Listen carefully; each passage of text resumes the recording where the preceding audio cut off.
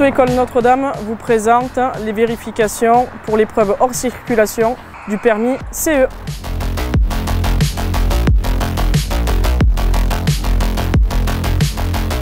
On va contrôler l'immobilisation du véhicule. Je mets le contact, mon frein de parc est serré, le voyant est allumé au tableau de bord, donc mon véhicule est bien immobilisé. Le manuel d'utilisation, mes documents de bord sont bien présents. Je n'ai pas de voyant d'alerte concernant ma cabine. Ma cabine est donc bien verrouillée. On va procéder au contrôle général du tracteur. Pas de taches sous le véhicule. La carrosserie, le pare-brise, l'antéviseur ne présentent pas d'anomalie. La roue, la carrosserie, les vitres, les rétroviseurs et le rétroviseur d'accostage ne présentent pas d'anomalie. Pas de taches sous le véhicule, la carrosserie, les roues, pas d'anomalie. Pas de taches sous le véhicule, la carrosserie ne présente pas d'anomalie. Pas de taches sous le véhicule, les roues et la carrosserie ne présentent pas d'anomalie. La roue, la carrosserie, les vitres et les rétroviseurs ne présentent pas d'anomalie. On va procéder au contrôle général de la semi-remorque. La carrosserie ne présente pas d'anomalie. Les barres latérales de sécurité, la carrosserie et les roues ne présentent pas d'anomalie. Le haillon qui fait office de barre anti-encastrement et la carrosserie ne présentent pas d'anomalie. On va aller contrôler le chargement.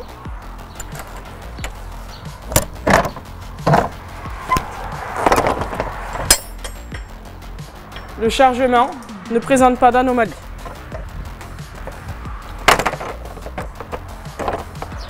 Les barres latérales de sécurité, la carrosserie, les roues ne présentent pas d'anomalie. On va procéder à la mise en route du véhicule. Je démarre. Au démarrage, pas de fumée opaque dans les rétroviseurs, pas de bruit, pas de voyant d'alerte, moteur allumé. Je vais régler mon siège, mes rétroviseurs et mon volant. Je peux aller placer le tracteur face à la semi-remorque.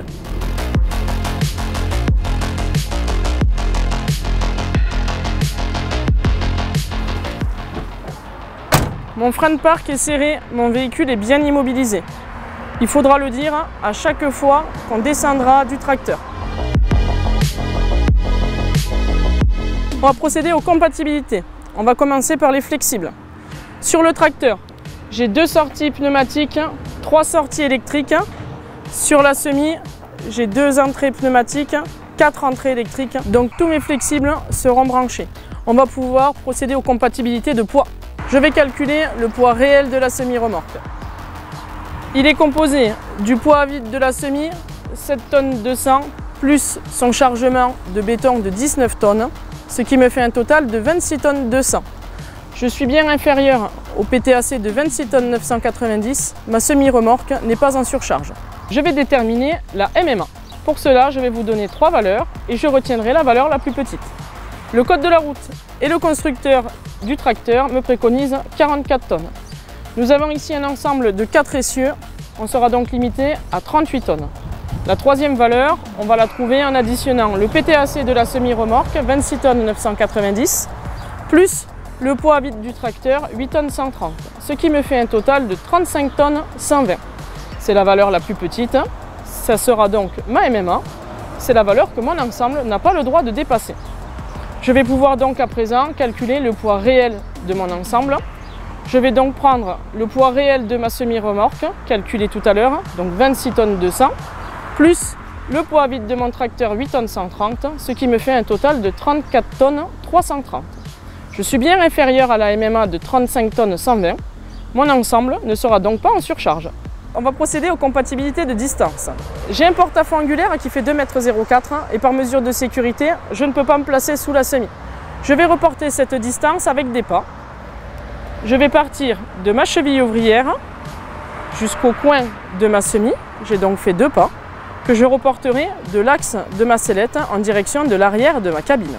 Je reporte donc les 2 pas de l'axe de ma sellette en direction de l'arrière de ma cabine. Je m'arrête bien avant. Les coins de ma semis ne toucheront pas l'arrière de ma cabine dans les virages. Je vais m'assurer à présent que les coins arrière du tracteur ne touchent pas les béquilles dans les virages. Je vais partir de l'axe de la sellette jusqu'au coin arrière du tracteur, 1,5 pas, que je reporte de ma cheville ouvrière vers mes béquilles. Je m'arrête bien avant. Donc les coins de mon tracteur ne toucheront pas mes béquilles dans les virages. On va procéder maintenant aux compatibilités du système d'attelage. On va tout d'abord s'assurer que la sellette soit bien ouverte. Elle est propre, bien graissée. Elle est légèrement inclinée. Elle est bien compatible avec ma cheville ouvrière. Et je pourrai ajuster la hauteur de ma sellette avec les suspensions pneumatiques. On va pouvoir à présent engager le tracteur sous la semi-remorque pour pouvoir effectuer l'attelage.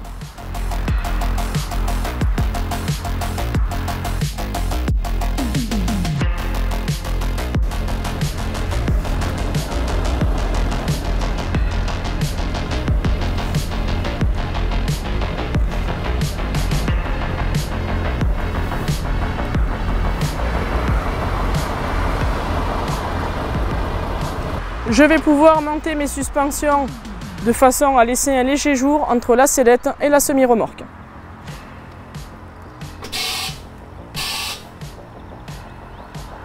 Je peux atteler.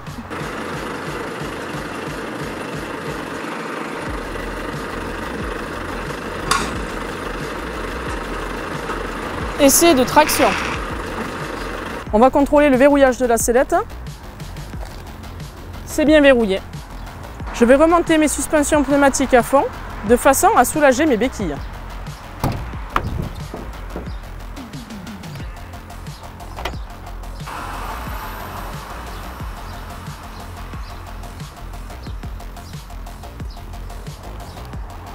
Je vais pouvoir brancher mes flexibles.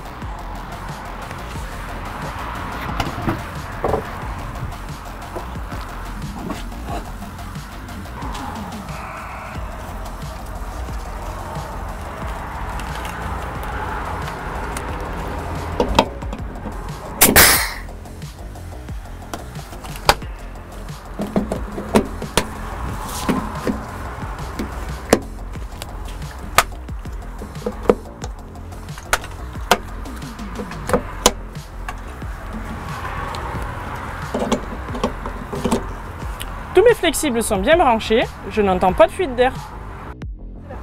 Je peux remonter les béquilles.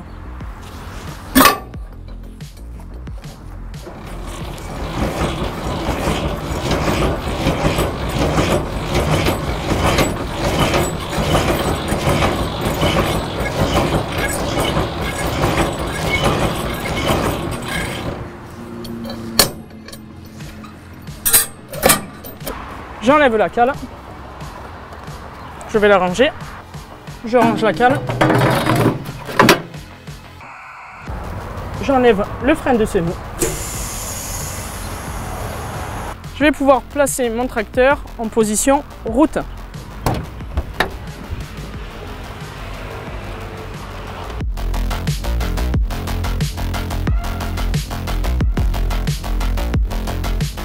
Je viens de constituer un ensemble qui fait 16,50 m de long, 2,55 m de large, 4 m de haut et j'ai une MMA de 35 tonnes 120.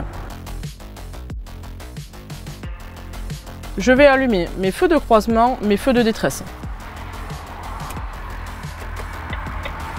Je vais contrôler les feux de croisement et les feux de détresse. Mes feux de détresse, mes feux de croisement ainsi que mes feux de gabarit ne présentent pas d'anomalie. Le répétiteur de feux de détresse ne présente pas d'anomalie. Mes feux de position latéraux du tracteur ne présentent pas d'anomalie. Mes feux de gabarit inférieurs et supérieurs de la semi-remorque ne présentent pas d'anomalie.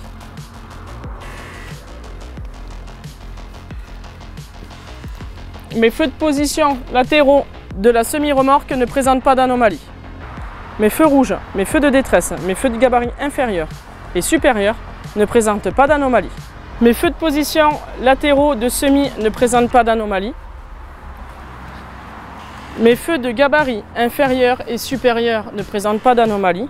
Et mes feux de position latéraux du tracteur ne présentent pas d'anomalie.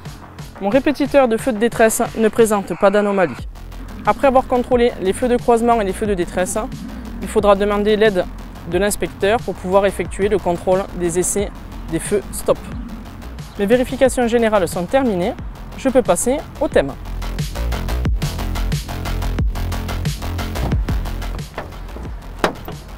J'ai bien un extincteur de cabine présent. La présence d'un gilet haute visibilité, un triangle de présignalisation et le deuxième ici. Donc j'ai bien un extincteur extérieur présent.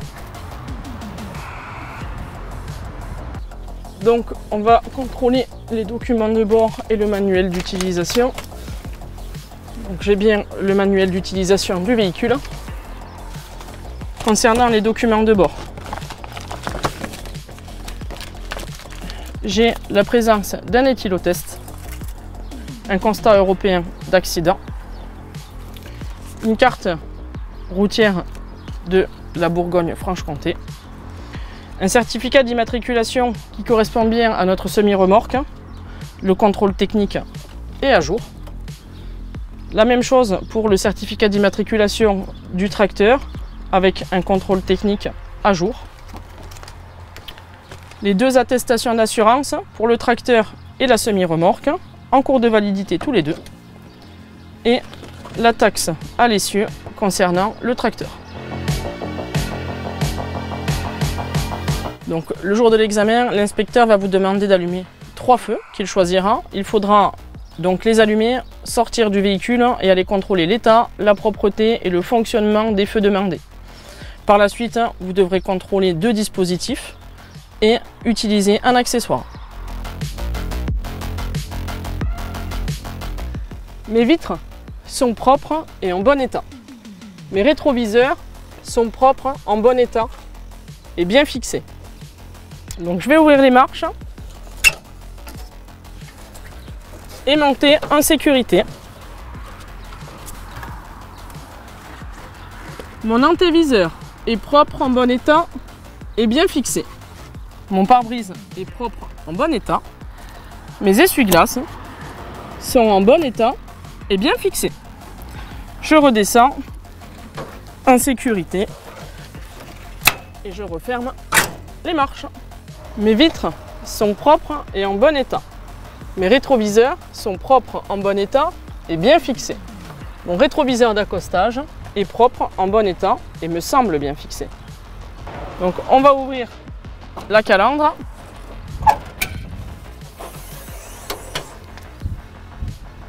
Ici se situe l'orifice de remplissage du liquide de refroidissement. Le bouchon est bien fermé, le niveau s'effectue par transparence.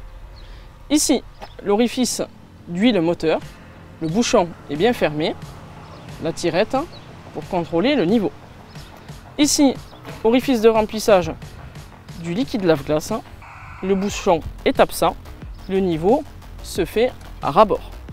Sous la cabine se trouve le bocal du liquide de direction assistée. Pour pouvoir contrôler le niveau, il faut basculer la cabine.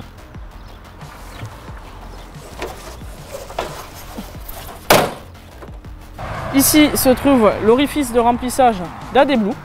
Le bouchon est bien fermé, le niveau se contrôle au tableau de bord. Donc pour contrôler le niveau du liquide de direction assistée, il faut basculer la cabine. Au moment de la manœuvre, on donnera un coup de volant à gauche, un coup de volant à droite pour s'assurer qu'il n'y ait pas de point dur ni de bruit.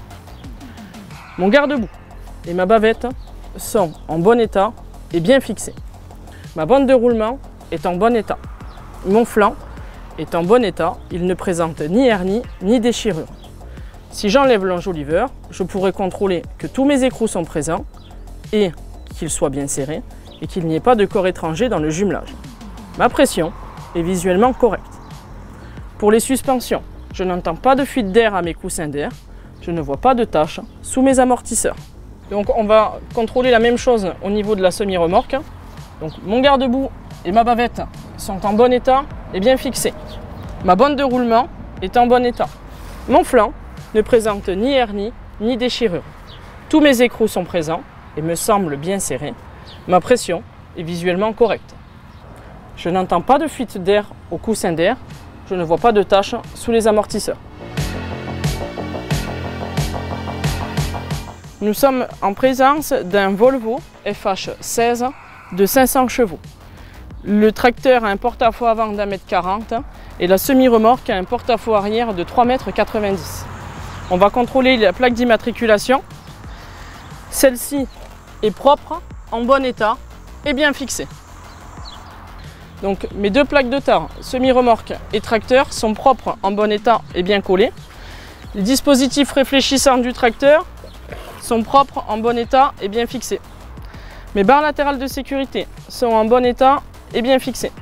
Les dispositifs réfléchissants de la semi-remorque sont propres, en bon état et tous bien fixés. Les bandes réfléchissantes en bas et dans les coins de la semi-remorque sont propres, en bon état et bien collés. Mon haillon qui fait office de barre anti-encastrement est en bon état et bien fixé.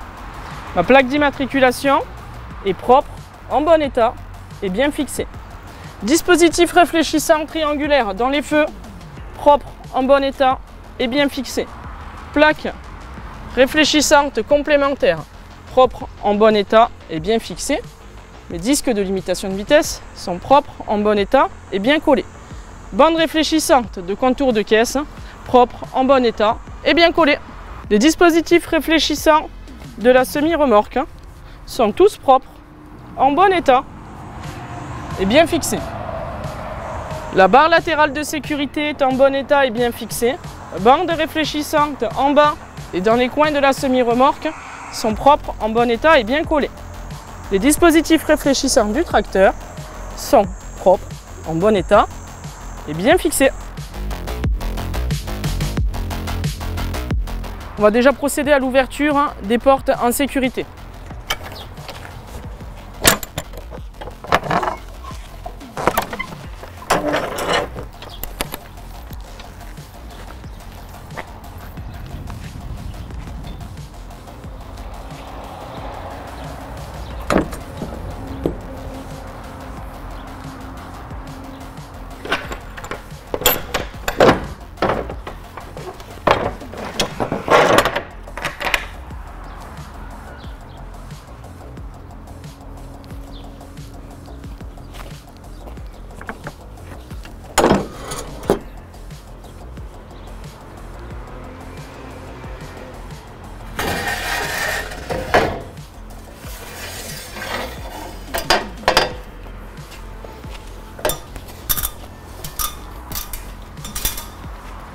Je suis en présence d'un chargement composé de 19 tonnes de béton. Il est bien réparti, équilibré et arrimé. Mon tablier, mes parois gauche-droite, mon plafond et mon plancher sont en bon état. Il n'y a pas de tache d'humidité au sol. Ma caisse est étanche.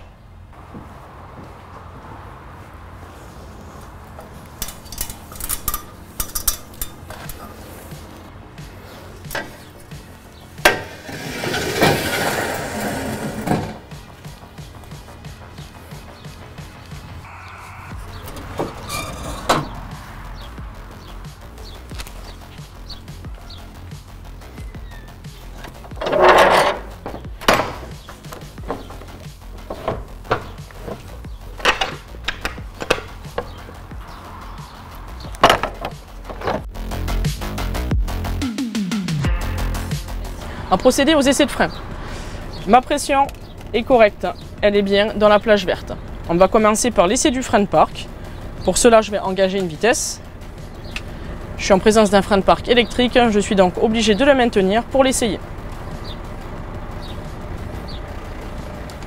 Mon frein de parc retient bien le véhicule.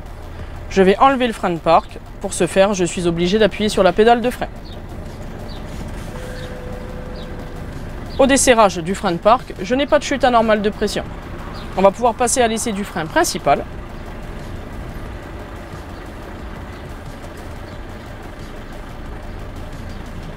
Le frein principal immobilise bien le véhicule. En gardant mon pied sur la pédale de frein, je n'ai pas de chute anormale de pression. Mes essais de frein sont terminés. On va procéder au dételage. Tout d'abord, mon frein de parc est serré, mon véhicule est bien immobilisé. On va s'assurer que le stationnement n'est pas interdit et n'est pas gênant et que le sol supportera le poids de ma semi. On va donc monter nos suspensions.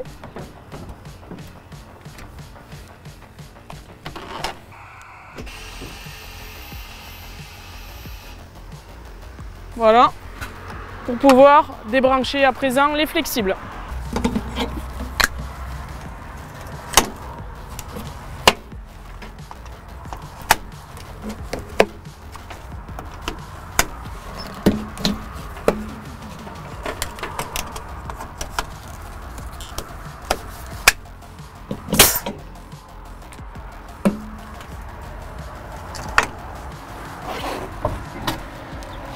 On va donc aller mettre le frein de la semi et la cale.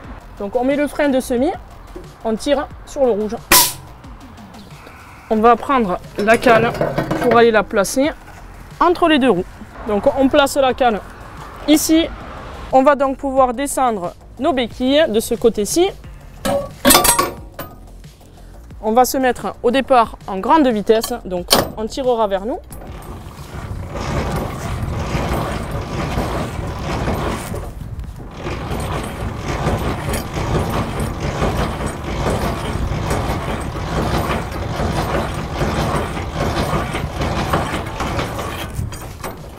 Et on va se mettre en petite vitesse, donc en poussant vers le fond.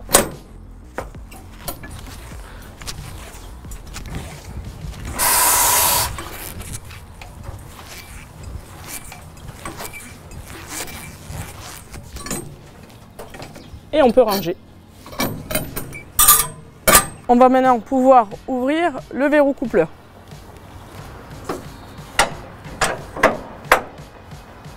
On va descendre les suspensions pneumatiques de façon à laisser un léger jour entre la sellette et la semi-remorque.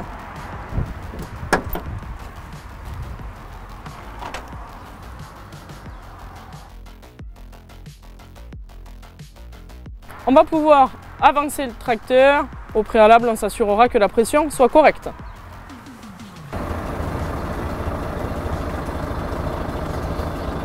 On va pouvoir se mettre en position route.